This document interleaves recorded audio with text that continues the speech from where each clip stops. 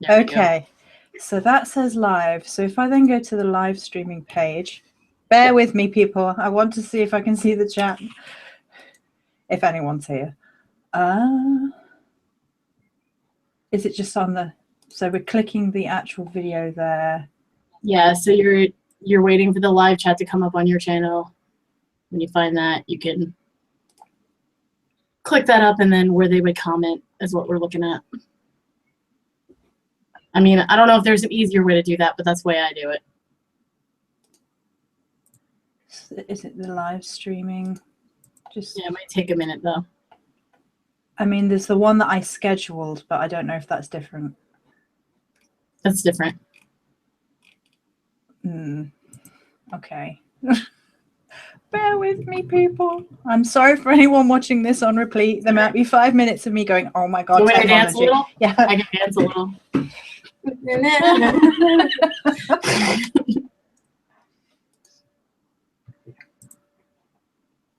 Yeah, okay, that's that one. Is this one, you made sure it was public when you broadcasted it? I'm pretty sure. Okay. Just making sure. Yeah, it's definitely public. Okay, I can... Oh, there we go. I see it. You see it? You're good. Can you see the chat? It came up. Yes. Oh, yes. Yes. So Laura is here, and Christina, and Robin, and Lisa. Oh, good. So you could... Do you want me to send you the link? Yes, please. No problem. I'm confused. Completely and utterly confused now. It's a whole new world. There you go. Try that. That's the pop-out chat. Okay. Good. Okay. I can see. Yay. I can see the chat, so people can ask questions. Hello, everybody. Okay. Right. So the actual purpose of this video, rather than seeing how good I am at technology, is we are Views with Verse, and we are discussing deity. And this week we have one of my favorite people in the whole world, Miss Cris from Midwifery for the Soul. Welcome. Hello. Thank you. And I think what we're going to do today is we're going to have kind of like an underworld focus, if that's okay with you. I mean, that typically happens with us. So yeah. Welcome to the goth hour. Yes. Wait a minute. Yeah. Welcome to the goth hour. Welcome to our goth hour. This is in jokes. Everybody's like, what? So the purpose of me starting this interview series is to kind of sort of talk to different people about how they feel about deity and kind of how they see deity. So I start off asking, what is deity to you, and how you see and interact with deity? So you start off small is what you're saying, just like the real simple questions. Yeah. So when I've described deity, the best way that I know how to describe how I think about it is that it's sort of a tree where the trunk would be like the energy that's flowing through everything. And then you get out to your branches and you have kind of your archetypes, or even your cultures if you want to look at like your pantheons and things. And the further out on those branches you go to the specific gods and goddesses. And so for me, yes, they are, in some ways they're hard polytheist separate, and in other ways they are not at all. When I interact with them, they are very individual, but I also recognize the energy that flows through all of them as kind of different faces of that one energy. And I guess you could say the universe and us trying to understand ourselves through it. And then, see, how I work with them, oh gosh, most of it is signs, symbols. I talk to them. A lot of people forget that you can just say like, what up, Hecate? Like, if you work with her, you know, she knows you. She knows who you're talking to. You can think to her. You can, you know, or hell, or anyone. I think that everything is sacred in its own way, and I think you don't have to be in ritual to do that. Mm-hmm. I think that we have rituals within our life that we already do, you know? Like finding the sacred in the everyday and Yes, the exactly. small things and things like that. I love that. I love it. So you mentioned Hecate and Hell. Yes. So I already know who Cris works with, but for everyone else, who do you work with, Cris? So my family matron, you could say, because my mother also has worked with her, is Hecate. So there's a lot of like maternal lineage thing there with me with her, like that kind of vibe of like the mother of all mothers. And then my Fulturi is Hell, who a lot of people don't know much about, so I'm excited to be talking about her today. And then I also kind of like a grandfather look to Odin. He kind of just appeared with his spear and his shield and was just kind of like, wink, I'm here. Get used to it. And I'm like, okay. Sure. So I'm really excited to talk to Cris about Hel. And Hel is from the Nordic pantheon and is a underworld goddess, which is why I said for this, we're going to be having a kind of an underworld theme, I think. And Cris and I have spent a good part of the earlier half of this week discussing the underworld. It's my fault. Coffee. Freaking coffee, man. Freaking coffee. So we had the underworld come up in my coffee for anybody who's not seen the Instagram pictures. And the upper world, that's the thing. It was like, there was so much duality in that one cup of coffee. We were there for hours with the scientific method. We like took the picture and we flipped it and inverted it, and we were finding all the images all the way around. It was 4 a.m. and my husband was like, what took you so long to come to bed? And I'm like, well, I was talking to Joey and I was negative imaging and rotating a cup of coffee for like 5 hours. Okay. What you gonna do? I found it fascinating though. I found it fascinating. So we'll rein that in, because otherwise we will be here for another 5 hours about coffee again. But so do you want to kind of like introduce Hel to anyone who's looking at us like that? Who is the goddess Hel? Hel is, oh dear, stop that phone. Hel is the Norse goddess of the underworld, as you've already said. It's said that she greets the sick and those who die of old age. I tend to think of her area of the world, if you will, as kind of an airport for souls, though. There's something to that, and that's my own personal gnosis, that, you know, there's more to it than that. It's not just the sick and the old. Mm-hmm. She is a goddess of life and death, so she's very balanced. She's very concerned with the balance of all things. Sorry, I got distracted. There's a giant squirrel. Hello, Ratatus. And she's very much against like waste. Like, I always joke that if she had a store now in modern age, it would be like a do-it-yourself store where she's like taken a chair and made it into a desk or something. Like she's very resourceful. She doesn't like anything to go to waste. She's very compassionate, and she sees the humanity where it's oftentimes hard to see. Mm-hmm. Or you know, and that's what I mean by the compassion. It's not always compassion like maybe you would think at first hand for like Kuan Yin, for instance, who I love as well. But, you know, that's where you go when you hear that word. But for her, I feel like it's looking past the quote unquote ugliness, I guess you could say, mm-hmm. and into the humanity of it. And she's really big on taking pain, working with that kind of thing, mm-hmm. suffering. Very regal. Very tall. She is a Jotun, which is a giant, for those of you who don't know. Yeah, she's, I don't know, I vibe with her, man. So she's, for anyone who doesn't realize we both Yes. work with basically what is hesitantly called a dark goddess energy. Yeah. It's I'm kind of hesitant about the term. I think Cris is kind of hesitant about the term as well, but it's one of those easy to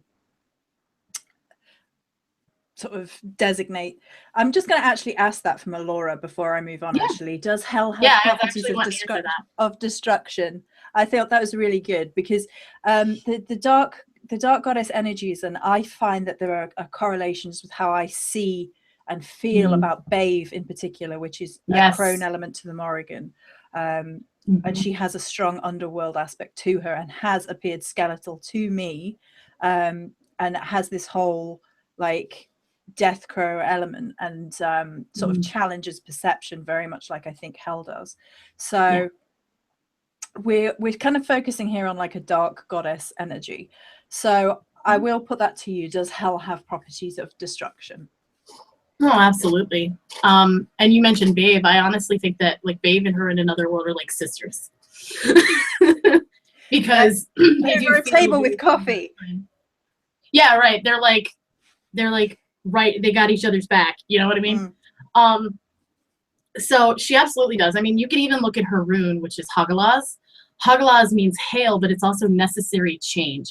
It's almost kind of like the Tower card, where everything has to be broken down to be rebuilt. So there's absolutely a destruction. I mean, that's the death side for the life side of her, because she's literally described as, you know, half death and half life, or if you will, half death and half life, depending on how you visualize that, because the texts were not extremely clear about what side is half and half. But when I see her, it's often one side and the other. So like the Dia de los Muertos skulls and everything with the half and half, even though that's a different culture, like I see pieces of her in that, for instance, because she is half and half. So there is that, and she will test you too. Like she'll come to people with all of the death side, with the rotting corpse and the skeletal and the maggots and the fire eye, and on purpose, just to see if you can look past it.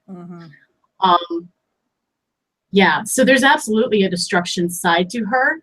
I think with her too, though, it depends on how accepting of that destruction you are in how you work with her with it. She can be fierce. She can break some stuff down against your will, if you will, or she can work with you and show you that stillness in it, if that makes any sense.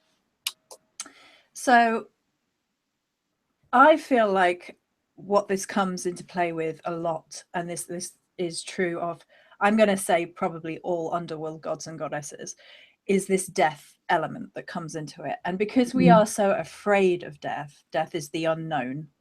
And even if we have a really strong faith and a strong belief, ultimately it's still unknown.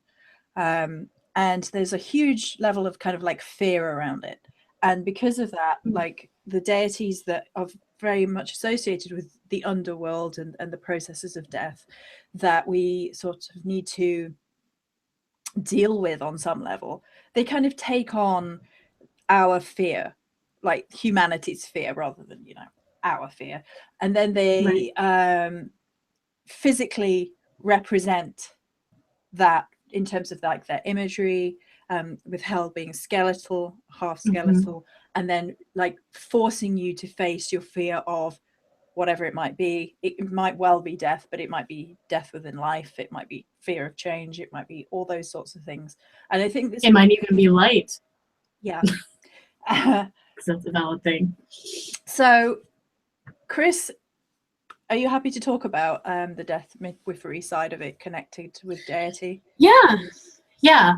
So I am, for those of you who don't know, I'm a certified death midwife, which is someone who works with those who are terminally ill. Kind of how a birth midwife would work with someone who is about to give child. Okay. So I make them aware of their options. I work with the body post-mortem. So once they have died, I actually do know how to like bless and cleanse and, you know, take care of that and support the family. So that is actually a non-denominational thing. We change according to that person's beliefs and respect that. However, for me, my stuff is always kind of there in what I see and how I observe the world. So, honestly, working with it, I call it standing at the threshold, which is basically what I'm doing. And it's kind of, when we're born, there's so many people there and they're celebrating and they kind of guide us in on that threshold that I feel like people don't have anyone there to guide them out as much now. Some people don't have anyone, you know, at least in this physical world. I mean, spirit-wise, I absolutely think they're meeting them. Mm-hmm. It's commonly said that a day or two before someone dies, they will see their loved ones who've passed on there for them, or the silhouettes. Some people have called them the angels of death, to greet them, to help them cross. And for me, being a death midwife and a pagan, I'm very aware of the energetic shift there. And so that's also kind of what I do, is I help hold that space, that sacred space for them. Mm-hmm. It's almost kind of like holding the gate there, holding the gate open, like making sure nobody else interferes with stuff, you know, energetically. And it's crazy. I mean, time stops, everything echoes. It is literally being in the veil. And I mean, it's an honor to work like that. And having done that, and then already worked with Hell and Hecate too, you know, I looked back after being certified and I went, oh, okay, that, okay, now I get it. All right. That makes sense. Yeah. So I'll ask this question from Christina, which is, Cris, have you studied Thantology? Thanatology. Okay, so I haven't studied it specifically. I have studied a lot of stuff around it, if that makes sense. Mm-hmm. So I haven't gone like, I'm going to look up thanatology, but I have ran into that through a lot of my studies, basically, if that makes sense. So something I sometimes, well, I've done one of these interviews, but sometimes when I'm talking to people more privately about deity things, is we talk about how people come to the realization of the gods that they kind of, or deity or goddess, or however you perceive deity, that most resonates with you. And for me, and I believe this to be true of Cris as well, is like, we've never been afraid of that element of things, like the death side or the dark side, or the, you know, that element. We're more comfortable down that side of things than we are on the other upper side of things. And I was just going to put it to you, like, how do you feel like, did your personality and your experiences, or just who you are perhaps on a soul level, sort of guide you into sort of like a dark goddess energy, a dark underworld energy style of connecting with deity, if that makes sense?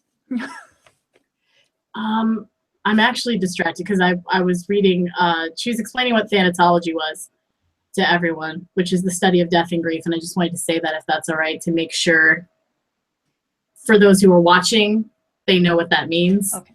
Yeah. Just, yeah, sorry about that. No worries. But, all right. What was the question? I'm sorry. So a lot of people come to me and say, you know, I want to work with a dark goddess. And I feel like certain people gravitate towards the dark goddess underworld energies just because of who they are, on like a like on a soul level, like on a comfort level, or just a way of seeing the world. They kind of see the world slightly differently to how some others who resonate towards, I'm going to say sky gods, like above ground gods for ease.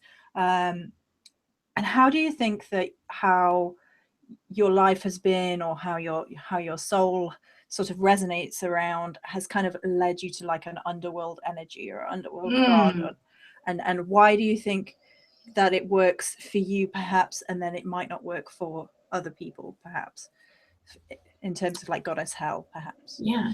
I guess I could sum that up as different strokes for different folks. I think that, I mean, Hell told me basically, she said, because I asked her when she gave me, I'm like, what do I mean? And she said, you know, who better than a daughter of the root, the bone, the dirt, the stone? And that's the thing, is I've always been. Sorry, I love that about Cris. I love that. Yeah. I love that line. I'm like, I've always been just very connected to that energy, that like womb-like, earthy, raw, primal kind of energy. I've always worked from that. Ever since I was small, I can remember like loving to just like dig my hands in the dirt, you know, and like feel those rocks under my nails, which would drive some people crazy, I'm sure. But I loved that feeling, that freedom and the beauty in it, in the mess. And I think between that and having a mother who embraced the, what you would now call like the wild woman, that stronger kind of archetype of the woman that will stand up for herself, which is typically put with the dark goddess, if you will, too. It's shaped me in a way that, I mean, I feel more confident. I feel more sturdy in where I am. You know what I mean? Like, that's just, you know, she who shall not be moved, if you will. And, you know, earth sign thing too, Capricorn. But I think that other people have different roles to fulfill in the balance of all things. And, you know, those who want to work with, like, because I mentioned your early Kuan Yin, for instance, or those who maybe vibe with like the angelic realms or something like that, like, good on you. You do your thing if that's what resonates with you. I'm very much a fan of like, don't let the world change you, like, be who you are.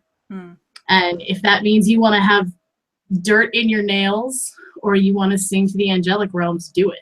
Or maybe both. Who am I to judge? Whatever.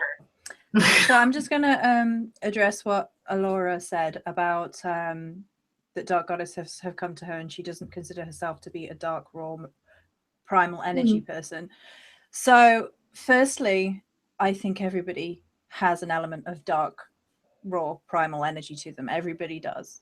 In the way that I see it, I think where we focus shifts. Like some of us are perfectly happy to like engage with that primal energy all the time. Like, we're like, maybe not all the time. Like, I'll be throwing my glitter around and that's not necessarily my dark primal side. I love your glitter bomb.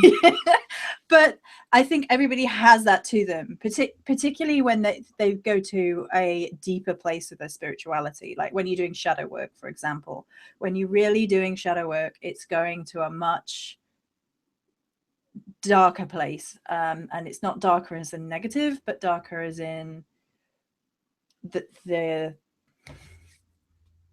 it's like the womb energy. It's like going into a womb energy and really addressing things that need to be addressed. And I've talked a little bit about shadow work in other videos. And what we love to work with is maybe more of a choice, more of where we vibe naturally. And I'm not gonna sorry, I'm just reading you. I'm used to being the tech person. So I'm like, all right, I got this. And I absolutely 100% agree that we all have these energies within us. We all have light energies and we all have dark energies. But I think overwhelmingly people tend to vibrate one way or another in preference. And it's not to say that we can't work with all the energies and find a natural sort of shifting balance within ourselves, because I think we definitely do. But I think people do tend to resonate like, oh, I prefer to work with, say, a goddess who's a lighter goddess, who's a healer and is, you know, sweeter about it. And then there are those of us who are like, I like to work with my gothic undead energies and just be like challenge all the time, and I like that challenge all the time, that sort of thing. And I think well, and there's healing in that too, like there's healing in, like, you just wrote a beautiful poem about Babe, about her like tearing you asunder, and then like you finding your voice through that. And like, guys, if you haven't looked at it, go look at her blog and look at that, because it's probably one of my favorite poems that she's ever written, seriously. It, like, there's healing in being deconstructed. You get rid of the crap that doesn't serve you. And like the scar tissue makes you stronger, and it makes you know yourself more. And like, so either way you go, there's an element of the same thing there. It's just how you want to do it. Absolutely. Yeah. And I honestly feel that sometimes it can be, even like for me, it feels less comfortable in those light spaces. Like we touched on this earlier. So when Dark Goddesses absolutely 100% heal you, but they are not gentle about it in my experience. No. It's more of a, right, well, we're gonna deal with it then, and you're like, okay, like this. Yeah. It's like the mom that goes, don't touch the stove, it's hot. And you touch it and she goes, you won't touch it again, will you? Yeah. So,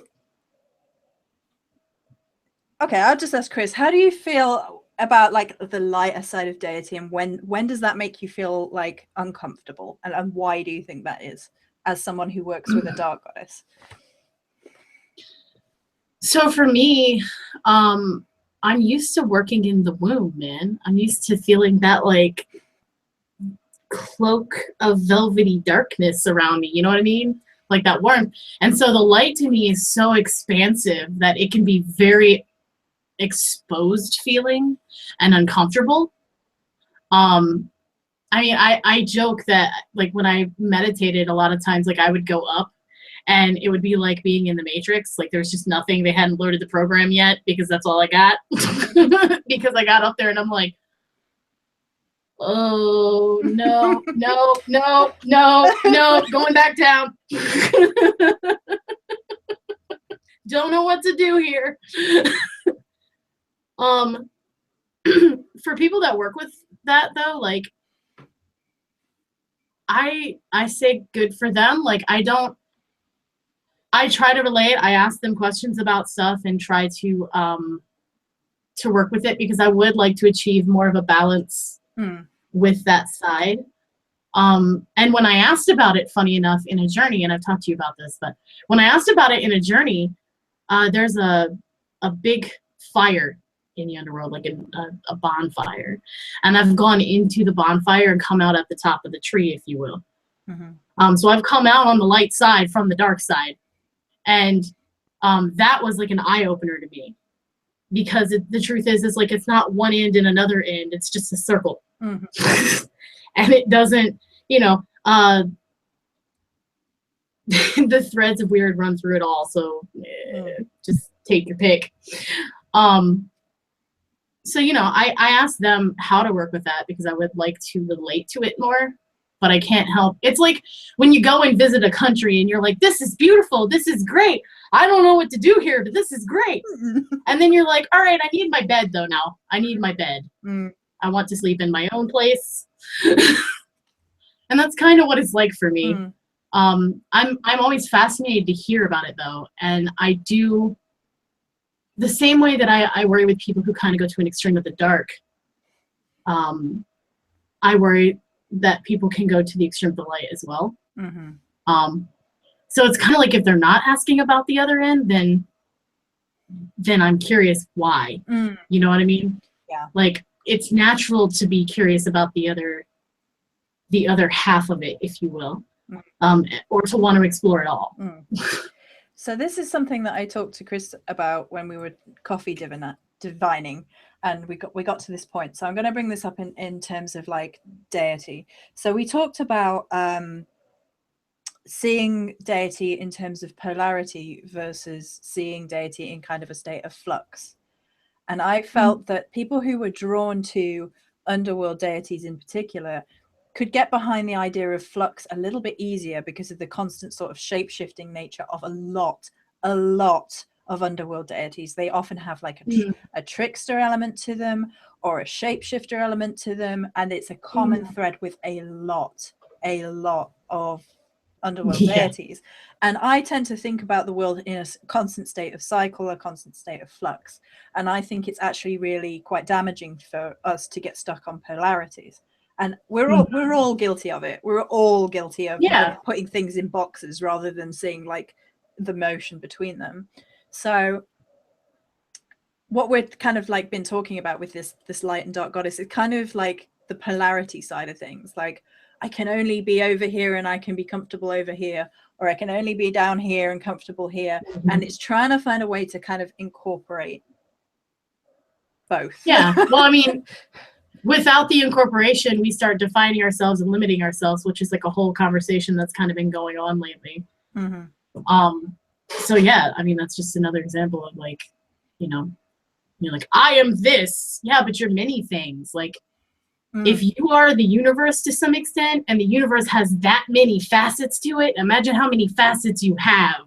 Like, yeah, the possibilities are endless. So shadow work, we have touched on it briefly, but as it was a question, shadow work is kind of like dealing with elements of yourself which aren't necessarily negative, but perhaps they're having a bit of a hindrance on your life. You're reacting negatively to certain situations. It can be what I kind of think of it is, and I was on with Cris on full moon tea and tarot, and we will plug all of that at the end. Is I was saying how it's like nutrients in the soil, and if you're the tree, and if you're absorbing too much of the wrong nutrient, it can become kind of like a poisonous thing. So, and it doesn't help with new growth. Like, just because it helped you grow at one point doesn't mean it's going to help you to continue to grow as the tree analogy. I love that analogy. When you said that, I was like, what? We're all trees and underworlds today. Yes. So we're good. Yeah. All trees and underworlds and dirt with nutrients. So that's how I see shadow work. And I'll put it to Cris, like, how do you feel like shadow work influences your life, and particularly with regards to like deity, which we're focusing on? Like, do you feel like hell is like, right, shadow work time? Oh man, hardcore. Hell is someone who she'll throw some stuff at you on purpose. You're like, I thought you were on my team, and she's like, I am. Fight it. She's a keeper of souls, and she will throw them at you to challenge you, to see like, how are your wards? How are you holding up? Do you know where you end and the world begins? Like, just check in. And she'll, you know, she works with you there, and not only in that like witchy physical sense, if you will, but also in your psyche and what you allow to plant its seed in your brain and grow. And there's, I don't know, there's just this like this big smirk, like this like lip curling smirk that she gets, which is just like, carry on. Like, let's see what you do. And I think at the same time though, like when you're like, I need a moment, and you like go to counsel her, she's still gonna like sit with you. Not placating by any means, but she is like present there.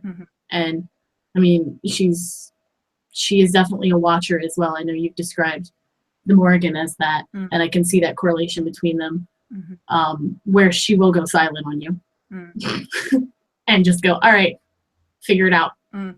And so honestly, I think with the shadow work, it's nice to have someone, in my opinion, not rush to give you answers or like throw stuff at you. Sometimes I kind of like the fact that I'm just like sat in this room by myself, and you go, it's you now. Mm. You know, there's like a clarity that comes with that. Mm. Instead of constantly having someone trying to throw things in your ear about what you need to be doing or what you think you should do, and then like your brain is picking up the counter of it, and it's like trying to read for yourself when you're really emotional and you interfere. Yeah. So for me, like, I guess the best thing she's done is kind of like drop me in the pit and then step back. Yeah. You know? So which sounds so harsh, and I'm aware of that. So Morrigan does this too. Morrigan bombards you with stuff for a while. This is what has happened to me, and I know it's happened to other people. Morrigan bombards you with signs, messages, like you. It's like a physical physical signs in your life, and you're like, what, and then choose out, and it's like Done. It's like boom, boom, boom, boom, nothing, and you're like, oh my god, oh my god, oh my god. Now for me, I'm cool because this is. Unfortunately, this is how I am, and I don't mean to be. Sorry for anybody who I'm like this with. I'm like, oh, hi, and then I'm like, hang on, I've got something to deal with. Off I wander, and people are like, where have you gone? Yeah. So for Morrigan to be doing it to me, I was like, I'm cool. I understand that process completely, and like I can take what I need to learn now and internalize and digest it and figure out all these signs that were coming at me from every way from Friday, and I'm like, okay, right. Yeah. So we can make sense of it. We can untangle this mess a little bit. We can figure out a bit, and I'm cool with that. And I think that's more of a dark goddess thing. I'm not 100% sure because but I feel like that might be a dark goddess thing. Like now you've got time in the womb. Now you've got time in the darkness to time in the womb. I like that. That's a perfect way to describe it. It's like that downtime in the womb, like that gestation period. Yeah, and you know what? I was just thinking about in terms of Hecate, and she's like that as well. She's a little more passive compared to Hel. I wouldn't normally call her passive on her own. To clarify. Before you're in trouble. Yes, before I'm in trouble. She's not passive on her own. But in comparison to Hel, Hel can be very offensive, if that makes sense. Very like warlike, queenly sort of energy there, and even with that, even Hecate pushes. Even Hecate pushes and tests and does that. The difference is, I think, is that Hecate has that torch where she's like, all right, right. So you can gestate this in the womb and everything, but here's a light. We were going that way. So like you can stand here all you want, but when you're ready to step forward, like it's right here. All right, I'm gonna back out now.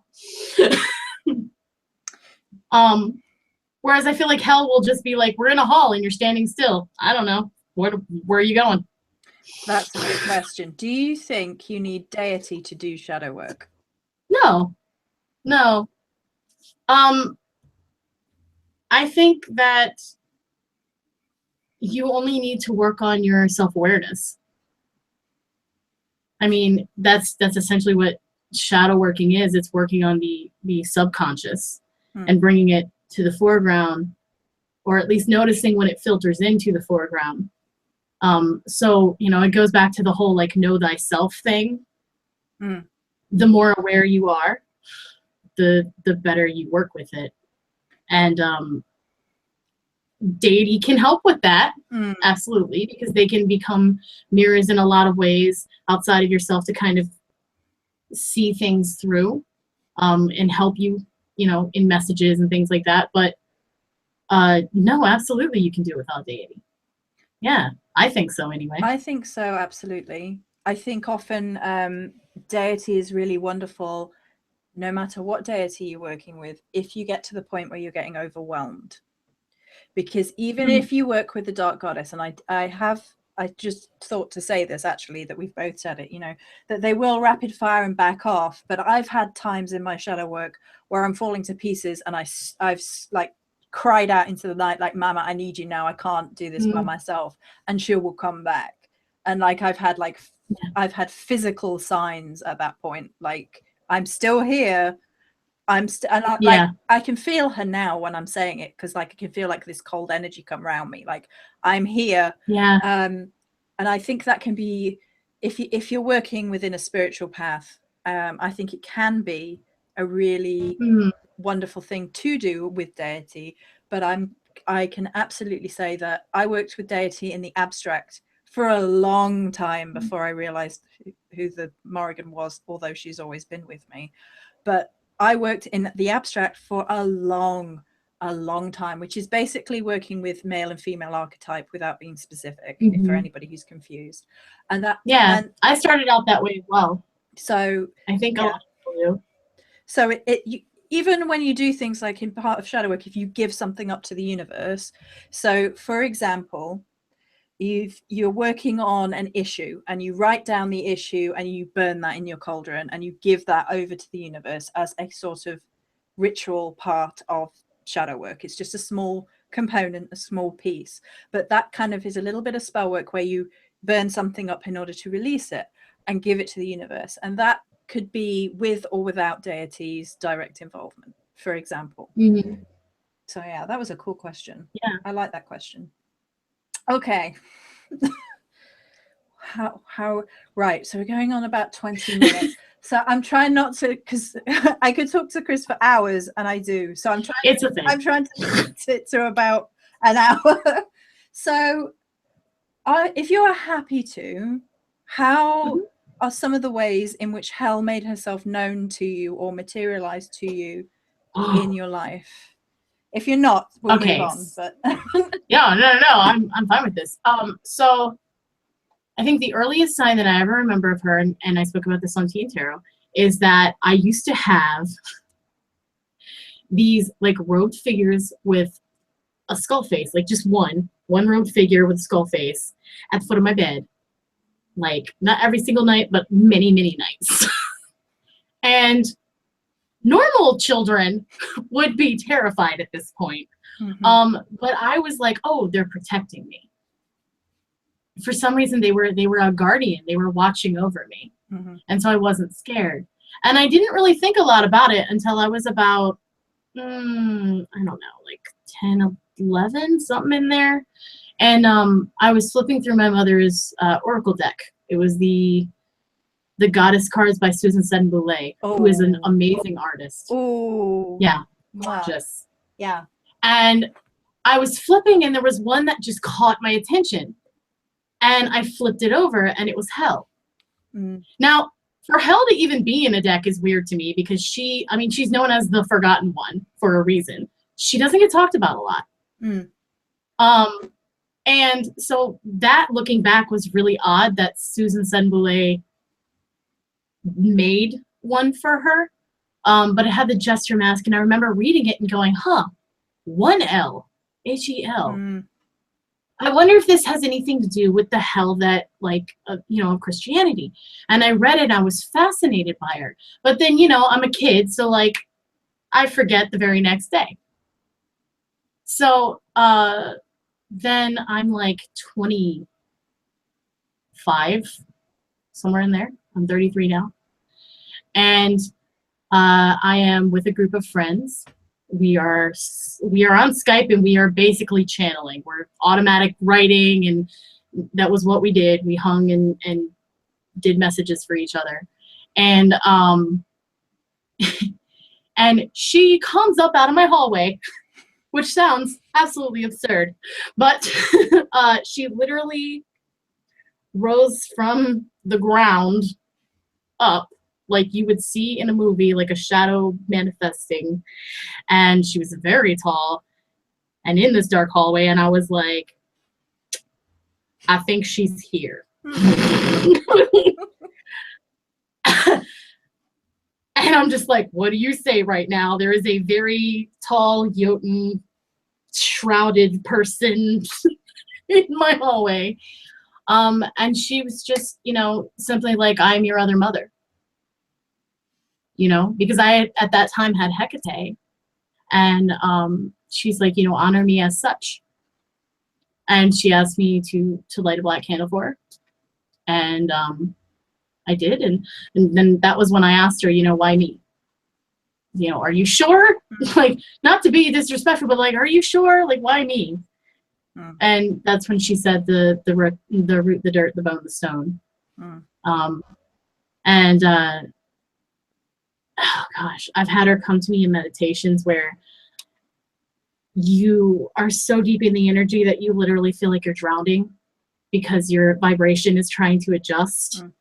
And I mean, like, she's cried, and that the tears, which were dark, have created the womb itself around you in comfort. And it's like from that sorrow comes joy, comes knowledge, comes comfort in a strange way.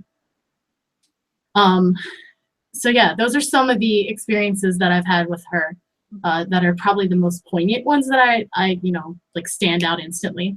And do you feel, if someone came to you and said, I want to work with the goddess Hel, do you feel that, I'll ask that in a minute, Alora, that's awesome. Do you feel that she's getting all the good questions? I know. Oh, we need her in the chat every week. I know. Like, Alora, feel this. Yeah. Thank you. Do you feel that she's a goddess that people can approach, or do you feel that she's one of these dark goddesses that very much approaches the people that are perhaps ready to work with her, or that she wishes to work with, that sort of? So, all right. So this is how I explain, because this is instantly what I got. Well, people can always talk to the shadow, but the shadow is still a shadow until they prefer to make themselves known. I'm going to share. I'm going to share. Sounds like you can talk. I'm just going to share something, actually, because after talking to Cris for a few times, and I think it's after we talked about the divination for stuff at length, that night I woke up in the middle of the night, like, and I felt a shiver over me, and I looked round, and in my window there was a Hel, and she was half like shadow and then half face, and she just looked at me, grinned, and disappeared. And I swear it's because I've been interacting with Cris, and she was just like, I'm going to check that you're decent. She will check people out. She will check people out. I've had that happen. Morrigan does that too. I've had people be like, there are crows everywhere now. What did you do? She's just checking you out, just watching you. Yeah, that's hilarious. And that grin, I know the exact grin. Yes, it's very distinct. It kind of carries on longer than a grin normally would. Yeah. Okay, so the question that I really liked from Alora was, have you resisted a deity, whether darker or lighter, and what happened from that resistance? Yes. Okay, so here's the story for you. Story time.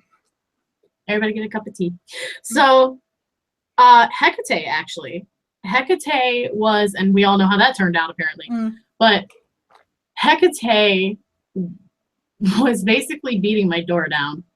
But because my mother had worked with her, I was very resistant because I wanted my own thing, right? I wanted, like, I had worked with Persephone, which, ironic, I know, but I was like, you know, that's kind of close, but we'll go here. Because she deals with duality and everything. Looking back, I'm like, oh, hell yeah. But she kept making herself abundantly clear that she was to work with me, and you're just going to have to deal with it. And one day I was cleaning. It was in like my late teens, early 20s. Anyway, I was cleaning. And I'm in the hall and I'm vacuuming, and I feel someone literally hit me upside the head. Like, literally, like, just and like, then I hear, like, dogs growl. And for anyone that works with Hecate, dogs are like her thing. You hear them barking or howling ahead of time. Wolves are also something in my family, so, like, that sound. Yeah, Alora's laughing. Then literally just hit me upside the head, and then the dogs, and I was like, oh god, this is all right. I'm gonna be physically abused if I don't just like start dealing with this. And so I started working with her, and you know, I knew a lot about her because of her already being around. But I had to get over that hump of like, no, but I'm going to do something different and be special. And, you know, not to say that my mother isn't, but you know, you kind of want your individual thing. And, yeah, so literally the short story of this is they smack you upside the head for real. So I had Hades show up. And Cris knows about this too. So Cris yes. just knows my life. So there you go. And Hades showed up after I created a set for somebody else. And I went through my process of dedication for the set and things. And Hades came into my life at this point with bells on. There were pomegranates like in the stores that I would go to. On the first thing I would see would be pomegranates. And I was like, this is unreal. I haven't seen pomegranates in England in like years. And here they were, like in every store I walked in, sorry. And people at this point are like, oh, but that's Persephone. It's not Hades. Hades gave her the pomegranate. He gave her it was his gift to her. Yeah. So it was a gift. And he was like, there was all this stuff happening. Like he would show up in my Facebook feed. There were photos. There was this like this thing showed up, and it was like a forum post. And it was Morrigan have to like flex him out, even. Yeah, kind of like, hey, that's where we're going. Okay. And he showed up, like I physically showed up in my curtain. Like I took a picture of my curtain, and you can see him, like hooded, bearded. You can see him, and I was like, that is so weird. And I like took a photograph, and Cris has seen that photograph. Yeah, it's crazy. And I sort of said to Morrigan, like, how do you feel about like this? And she wouldn't give me an answer.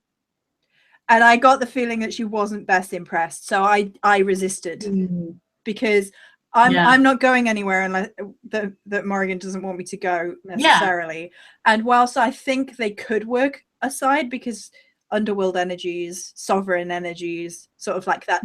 It's not legal, but it has that kind of like natural balance, like law and order, natural balance to the world energy to it, that they both have. I think they could work, but I think he came on so strong without her permission is kind of how I envisage it. Yeah. Like, I was like, no, okay, then I'm resisting. I'm not getting involved. Like, yeah. Mom's the word, I'm stepping out. So I think Cris has said that she works. Do you work with anyone else other than Hecate or Hel?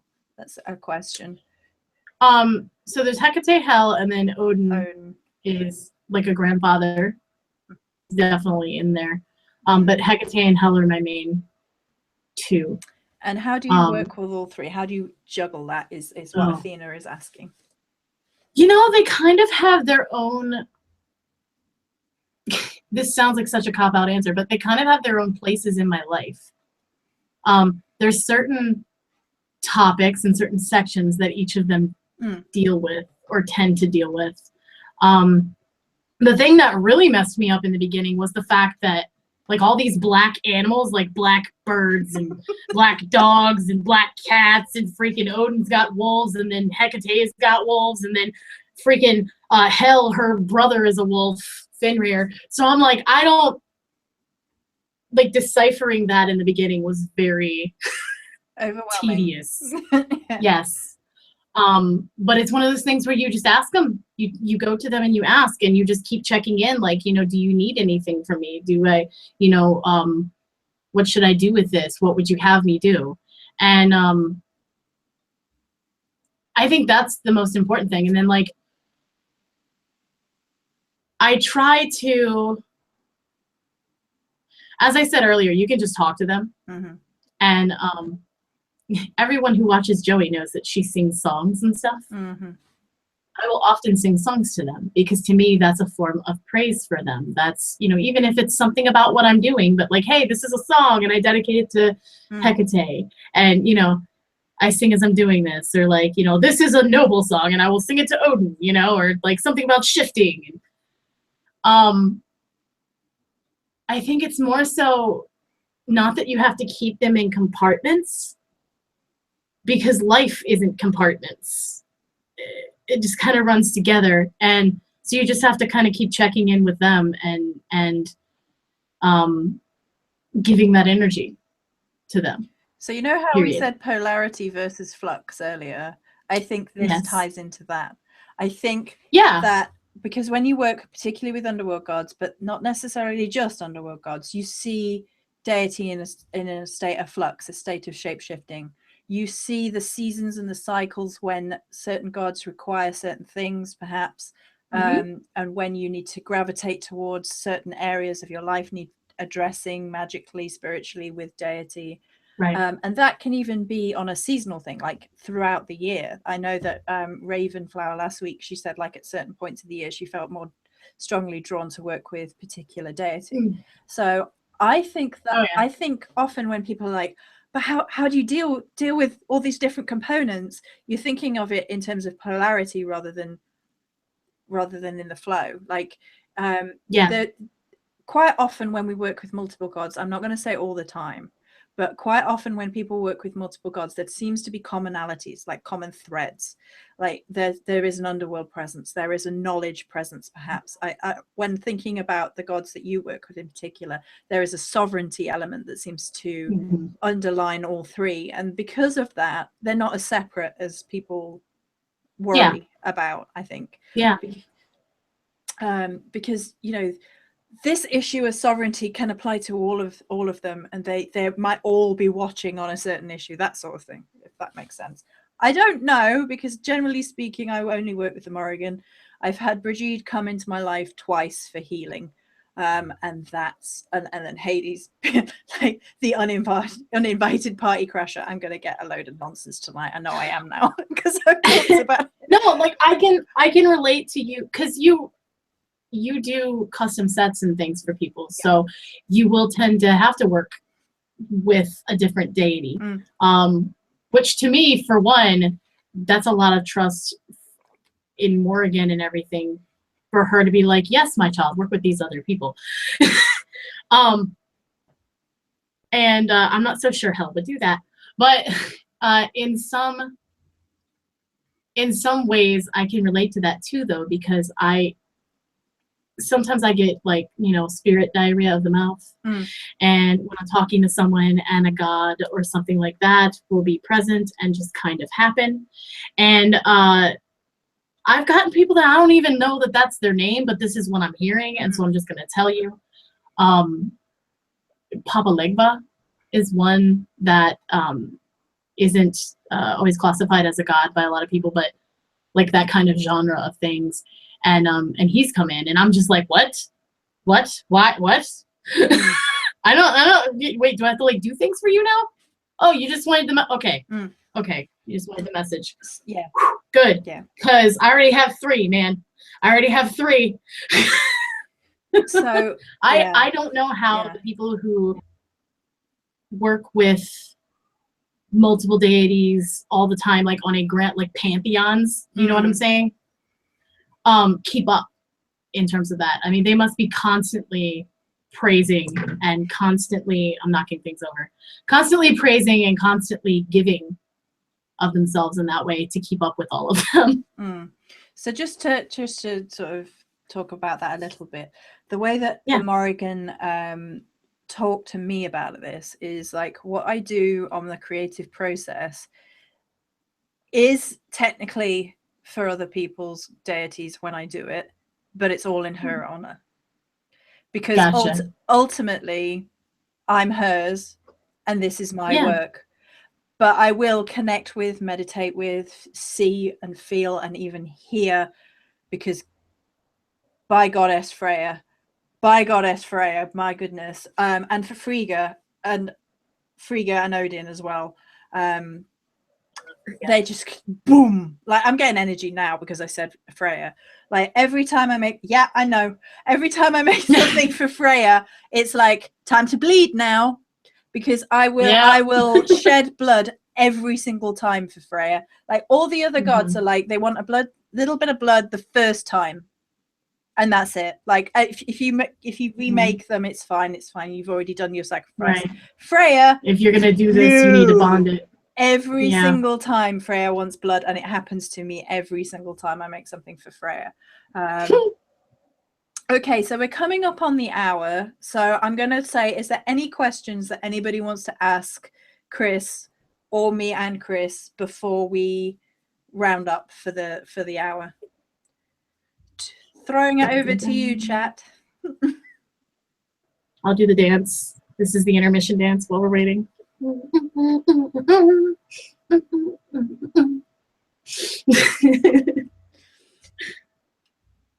I think we've answered all the ones that have been asked already. See, Karina, I did say wolves. Yes. To answer that. It's like further up at the top.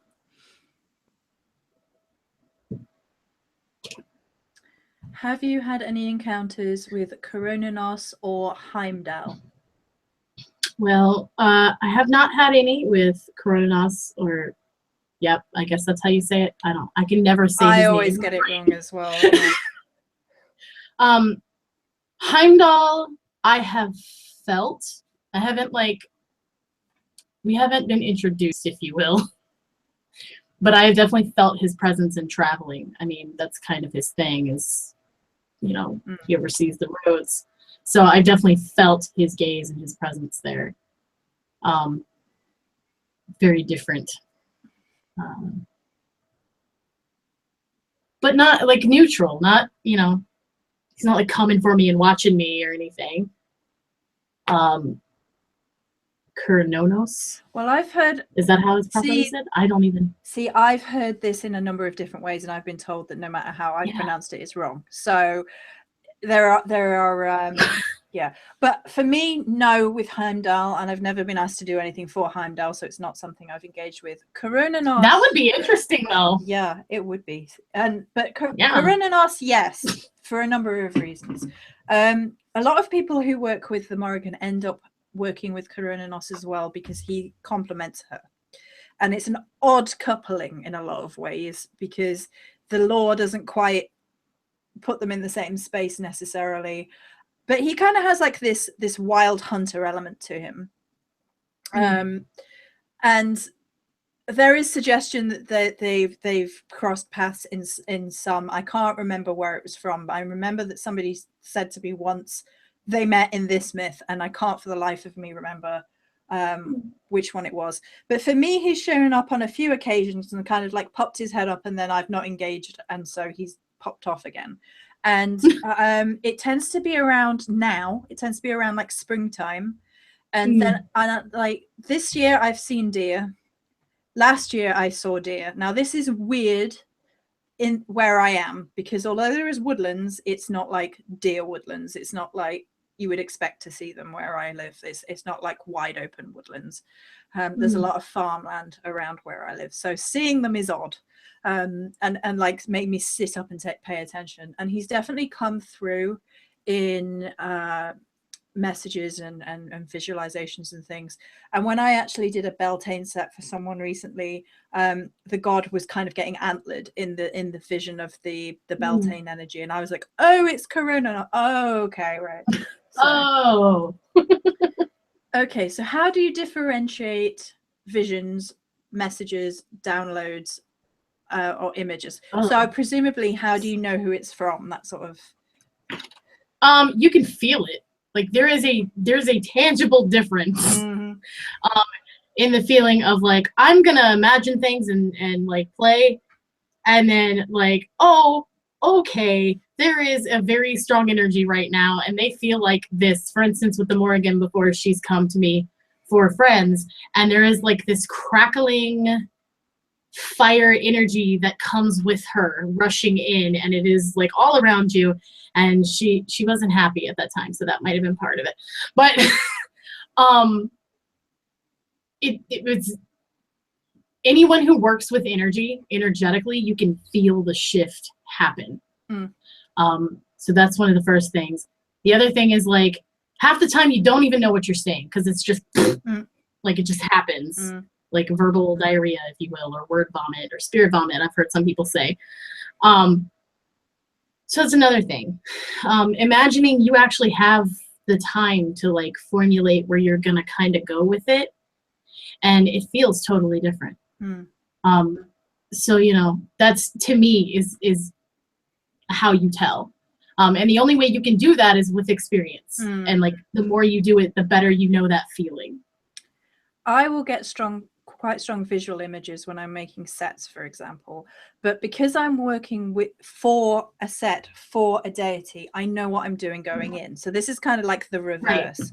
So when I'm creating things, it's for someone, it's kind of like showing up at their door, honoring their door and being like, I want to create this for somebody who's spiritually connected to you. Please, if you want me to see anything, if you want me to feel anything, if you want me to hear anything, then now is the time. And some of the gods will be full on involved, and some of them will be like tweaking here and there, and some of them will be like, I like what you're doing, that's fine. So for example, Freya, I was getting like downloading messages about it had to have gold in it. It had to reference this. It had to have this flower in it. It had to have this scent in it. It had to have this, and it had to have this. And I put something in she didn't like, and she was like, "Take that out." And I was like, I've honestly, she's one of the most demanding goddesses, other than Mama Morrigan, that I have ever come into contact with. Kali is another one, because I created a set for Kali. Oh God, that smudge is amazing. The smudge is hilarious though, because I first created the smudge, not because it was a request for somebody's set, which had already been made, but it was in an eclipse time. I was working on something else, and Kali popped up like, where's my smudge, bitch? Like literally, like, where is my, everybody else has got a smudge. You made my set. Where is my smudge? And I was like, I'm on it. I'm going. I'm now. And that's how that smudge came. And her energy was like, I don't even know how to say it. It was like a fire in the darkness. It was you ignore her and she's going to be oppressive.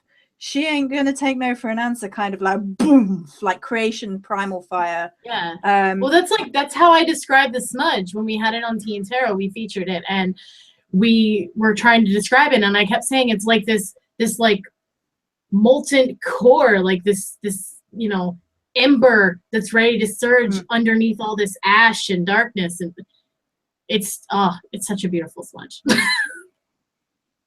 So are there any more questions before I invite Cris to plug everything? Did I miss any? Let's see. Wolves are in the conversation that we're talking about. Wolves are associated with Odin and Hecate, although. Oh God, they're associated with Odin and Hecate majorly. However, I also associate them, depending, with Hel, because her brother Fenrir is essentially a dire wolf, and so she also has kind of a soft spot there. And snakes, who also goes to Hecate. Yeah. Does anyone work with Lilith? Okay, well, I've done sets for Lilith, a lot of sets for Lilith. I get a lot of requests for Lilith. And as a result, Lilith is someone who I have seen and felt on a number of occasions. She has this incredible energy to her, in that she stands for the women, particularly women. She will work with guys, but she's more of a like female-centric deity. I have a smudge for Circe. Sorry. And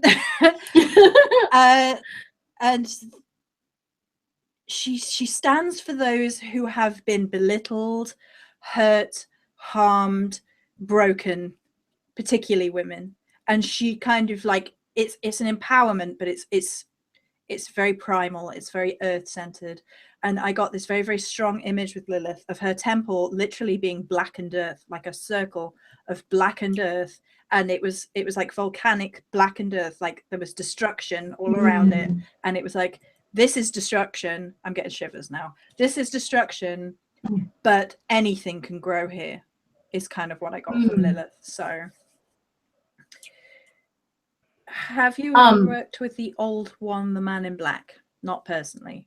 I don't know about Cris. Yeah, myself either. I mean, unless he's got some different names. Not that I know of. So is that it for questions? I'm going to give you like 5 minutes to ask a question, and then I'm rounding up. I would also like to add on, the person that asked how to tell like a message from imagining.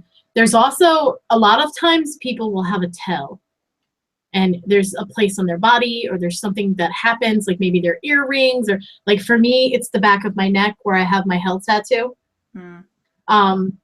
Because it's basically like someone trying to come through and she's like flexing. And that will kind of like tweak and I'll feel it. So that's another thing that the more you do it, the more you know like what your personal one is. Yeah. Direct messages from Morrigan make me cry. Like I can't control it. Like tears will fall. I can't control it when it's. That's how I am with the grandmothers, the ancestors. When I like the ancestors, not an ancestor, but the ancestor, like the old ones. I cry every freaking time. And then I get kind of like, quite frequently, depending on which day it is, parts of me will go cold. Like if it's underworld, quite frequently it comes up, like up the legs. And it's happening to me right now because I've said it. Like underworld are like, hi. Yeah.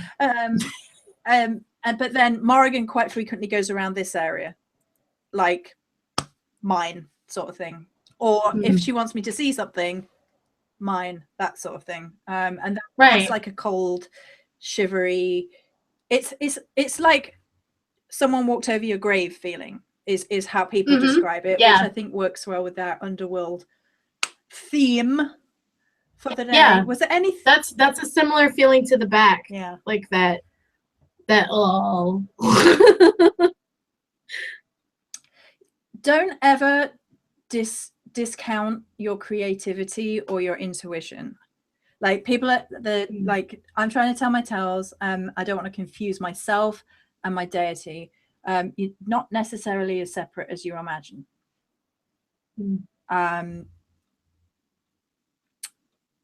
I think like deity flows through all of us, and we all have that spark of deity within us.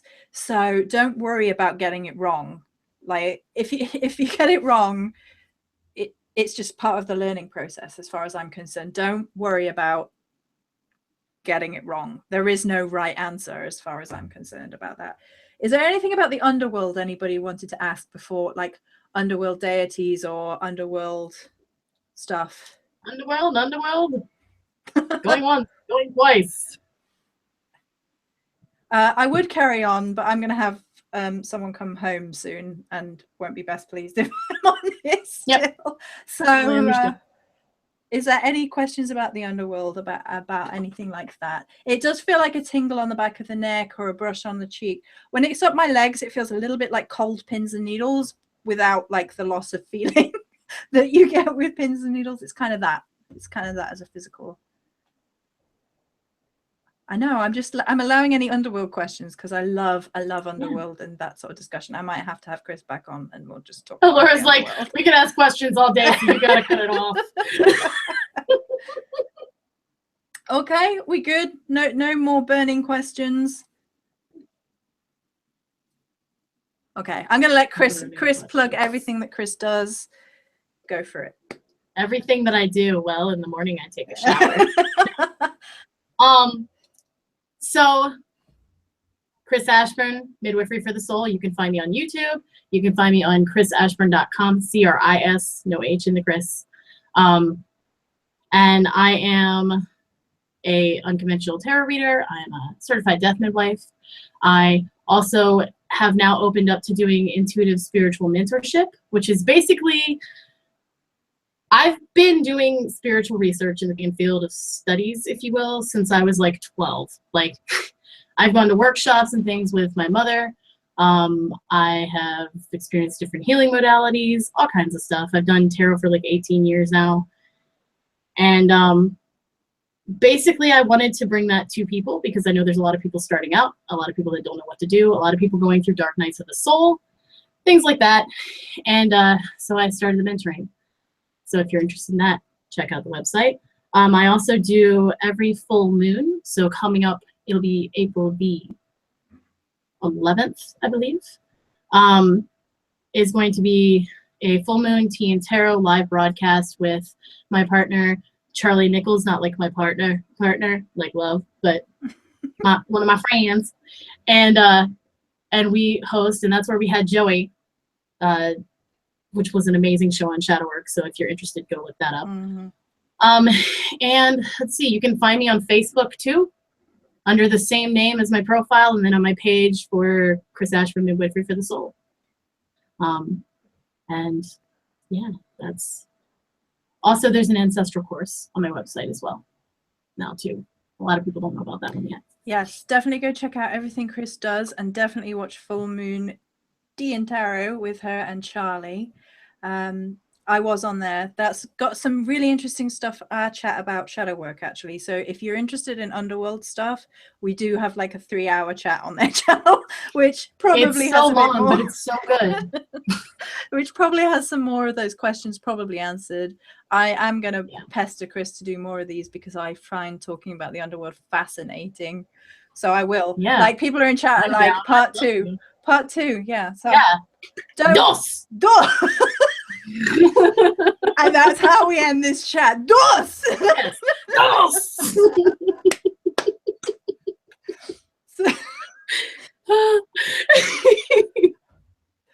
That's how we're ending it. That's it. Yeah. So thank you to Cris for coming on and talking to me, and thank you to everybody in chat about Deity. I absolutely love doing these. So I'm opening the forum too. I'm going to post again because I couldn't. Facebook has misplaced my thing, which was inviting anybody who wants to do one of these Google Hangout chats with me and talk about Deity.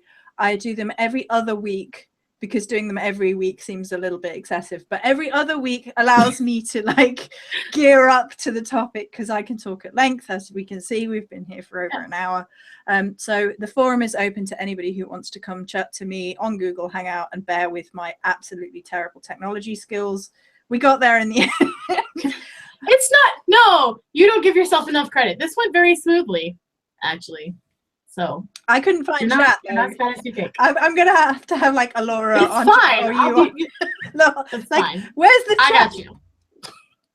Right. So anybody who wants to do it is welcome to come chat to me, and I will interview you, and we can just to round up, like I will check with people beforehand how much they're comfortable about talking about it. You don't have to talk about specific deity. I checked with Cris, for example, today that she was okay to talk about hell because some people are quite private about their personal experiences. So if you're thinking, oh, I would like to talk about it, but I don't necessarily want to talk about personal elements to certain things, don't worry about it. We will go over all of that beforehand. So if you're interested, I will like drop me a message on Facebook, go to the Starry Eyed Facebook page or to my personal page, whichever. Probably the personal page is easiest, and just let me know that you're interested and I will write down names. I've got names of people who I remember were interested, but my memory's not that great, so come and be like that, right? And then we're going to say DOS and end it again. Okay, 1, 2, 3. DOS!